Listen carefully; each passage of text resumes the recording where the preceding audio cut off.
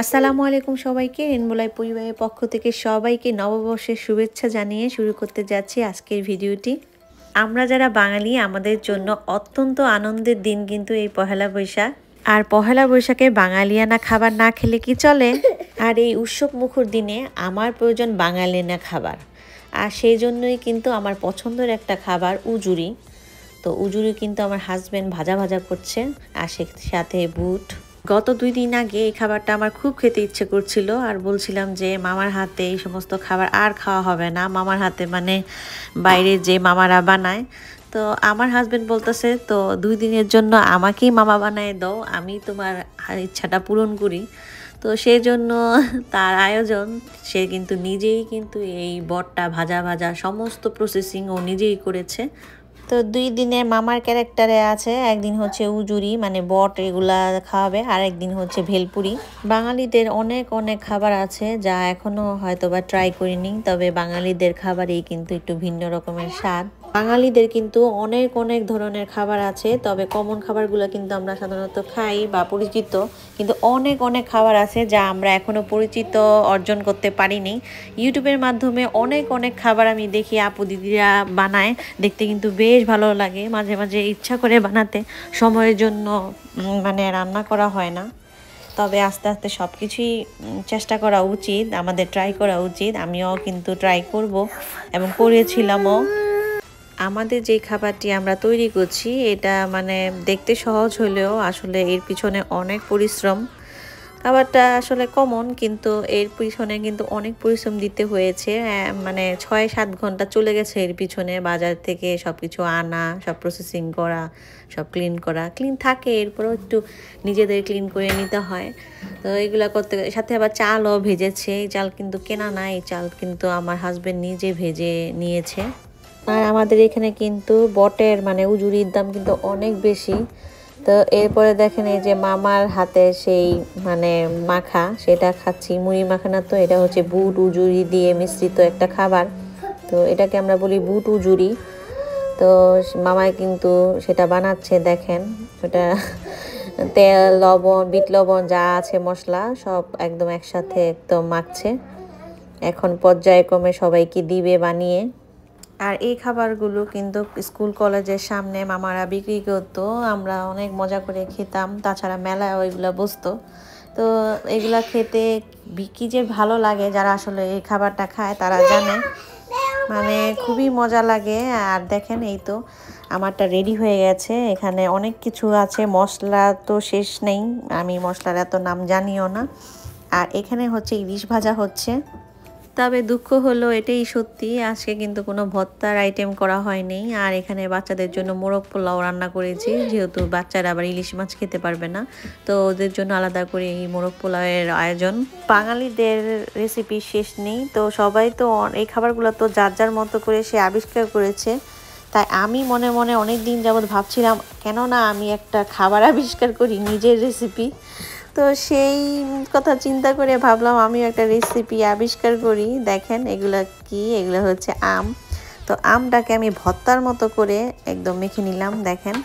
তো ভর্তার মতো মেখে নিয়ে বলেন তো আমি কি করব? আপনারা হাসবেন না, খেলেই বুঝবেন। আমি আর নাই বলি কেমন হবে, মজা নাকি মজা না। যখন বানাবেন তখন বুঝতে পারবেন এটা খেলে আপনি কি হয়ে যাচ্ছেন, মানে ফিদা হয়ে যাবেন নাকি পাগল হয়ে যাবেন, আপনারা পরেই বুঝতে পারবেন। তো এই যে আমের ভর্তার মতো করে আমি মেখে নিয়েছি, আমি আবার সাথে একটু আমের ভর্তার মতো করেও খেয়েছি। তবে এই রেসিপির নামটা কি দেওয়া যায় আমার মাথায় কিন্তু আসে না। এটা কি পাগল রেসিপি বলবো না ফিদা রেসিপি বলবো, তা আমার জানা নেই। তবে যাই হোক না কেন, সেটা আমি করতে পেরেছি এবং সাকসেসটা আসলে নিজের কাছে। এটা আমার খেতে কেমন লেগেছে সেটা আগে, আমার কাছে যদি ভালো না লাগে সেটা তো আমার কাছেই রইল। প্রতিটা মানুষের কিন্তু বুদ্ধিমত্তা কিন্তু ভিন্ন রকমের, মানুষের স্বাদের ব্যাপারটাও কিন্তু ওরকমটাই। তো যার যার স্বাদ তার তার কাছে। বৈশাখ কি জানি একটা কথা কি জানি বলতো, উৎসব সবার বৈশাখ আমার নাকি না কি জানি বলতো, তার কথা তো ভুলেই গেলাম, জনপ্রিয় মানুষ। যাই হোক, এই ভর্তাকে আমি কি করছি দেখবেন, এই যে দেখেন কি করছি, এটাকে আমি তেলে ভেজে নিচ্ছি। পহেলা বৈশাখে আম ভর্তা খেতে পারবো না তা কি হয়? আর আজকে কিন্তু আম ভর্তা না, আম ভর্তার একদম আদি পিতাকে বানিয়েছি, যেটা কিন্তু খেলে আপনার ফিদা হয়ে যাবেন, আবার পাগলও হয়ে যেতে পারেন। আজকের এই পহেলা বৈশাখে সারাটা দিন কিন্তু এই রান্নাবান্নায় সময় দিয়ে গেলাম। মানে পহেলা বৈশাখের উপলক্ষে শাড়ি পরা বা বাচ্চাদের সাজিয়ে গুজিয়ে কোথাও বের হওয়া, সেটা আর করা হয়নি। আজকে আমি মানে 2 দিন আগে এটাই আমি চিন্তা করেছি, পয়লা বৈশাখে আমার পছন্দের কিছু খাবার বানাবো, কিন্তু ওরকমভাবে মানে সব বানানো হয়নি। যতটুকু পেরেছি ধাপে ধাপে অল্প পরিমাণে, যাতে নষ্ট না হয় সেই অনুযায়ী কিন্তু রান্না বান্না করে শেষ করেছি। পয়লা বৈশাখের আগের দিনে মানুষ ঘর বা ঘরের বাইরে ডেকোরেশন করে, আর আমরা পয়লা বৈশাখের দিনেই কিন্তু ডেকোরেশন করছি আমাদের ফ্রন্ট সাইডের যে গার্ডেন আছে সেখানে।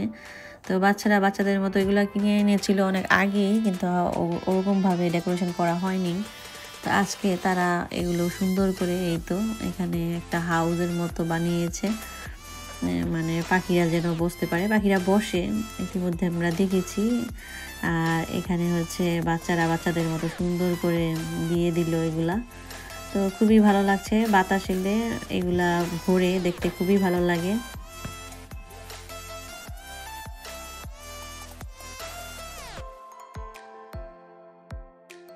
আর আমরা একটা পাখির বাসাও এনেছিলাম, এটা ওই যে সাইডে করে আমি সেট করে দিয়েছি।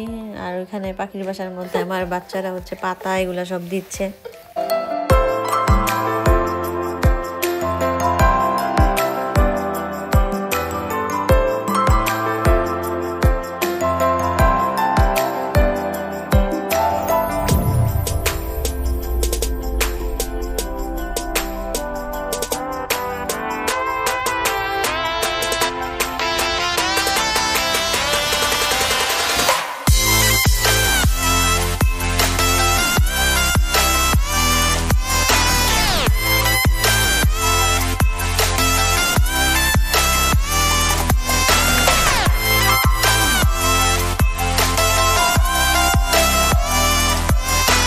যেহেতু আমরা বাইরে যাইনি, আমাদের এখানে বাঙালি যারা আছি তাদের কিন্তু একটা কমিউনিটি আছে, সেখানে কিন্তু সবাই যায় মজা করে।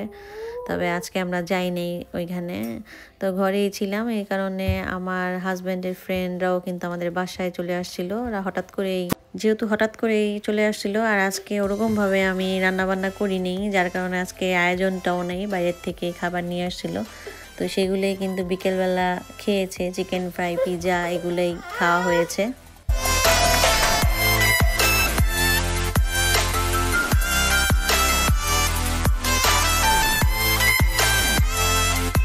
আর এখানে আমার একমাত্র ছেলের জন্য চিজ দিয়ে ডিম পোস্ট করে নিচ্ছি। 2টা ডিমের মধ্যে আমি চিজটা দিয়ে দিব, তো ওকে এটা খাওয়াবো এখন। আর এই চিজ আর ডিমই তার পহেলা বৈশাখের পান্তা ইলিশ। আর আজকের দিনে দেখেন আমাদের চান কপাল, তো ছোট ভাই কিন্তু নিয়ে আসছে বিরিয়ানি, এখানে ও অর্ডার করে এই খাবারগুলো নিয়ে আসছে। খুবই মজাদার এই খাবার। আমাদের আদরের ছোট ভাই রকির গাড়ি টো করে নিয়ে গেছে, তো 200 টাকা জরিমানা গিয়েছে তার।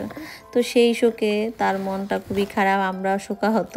তো আসলে টিকেট বা গাড়ি টো করে গেলে যদি টাকা চলে যায় অনেক কষ্টই লাগে, কিন্তু এটা কষ্ট পাওয়ার কোনো প্রয়োজন নেই। আল্লাহ যা করে ভালোর জন্যই করে। অনেক গল্প আড্ডা করে রাত 2টা বাজে সবাই ঘুমাতে গেলাম, আর আপনাদের সাথে আমিও বিদায় নিলাম। সবাই ভালো থাকেন, সুস্থ থাকেন, আল্লাহ হাফেজ।